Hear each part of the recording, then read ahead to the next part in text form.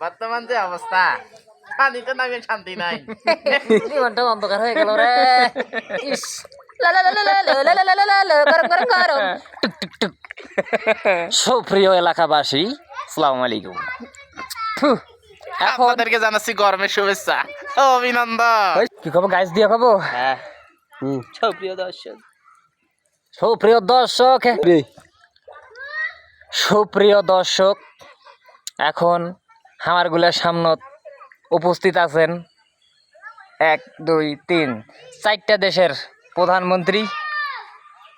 এই গরমের কি হালচাল, কার কি অবস্থা হচ্ছে তা নিয়ে আমরা এখন একটা বৈঠক করব। সবাই মনোযোগ দিয়ে শোনো, কি অবস্থা গেইতেছে, কার গরম কি নিয়ে দেখা যাক। পরিচিত হচ্ছি তাদের সাথে। তো এখন আমাদের কেমন হামার আবার স্কিপ করো।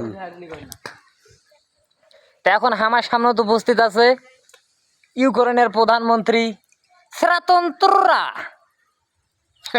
আসসালামু আলাইকুম। ভালো আছেন সবাই? আমি তো ভালো নাই, যুদ্ধ চলছে দেশে, কঠিন ভয়ানক পরিস্থিতির মাঝে তাই না নিজেকে ঠান্ডা রাখার জন্যে, একটু মাথাটা কুল রাখার জন্যে আসছি বাংলাদেশত। বুঝছেন তো নাকি? বাংলাদেশত আসিয়ে দেখি, গোটা বাংলাদেশ খুঁজিয়ে দেখি, কোনো ডিগিতে পানি নাই।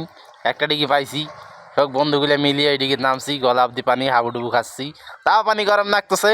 এমন অবস্থা মনে হয় যে একটা ডিম দিলে সেদ্ধ হয়ে যাইবে। তো স্বস্তি পাচ্ছি না আর কি। রেডি? তো এখন তোমারগুলোর সামনে মোর পাশাপাশি আছে ইয়ে তোমার দেশে গাজা শহরের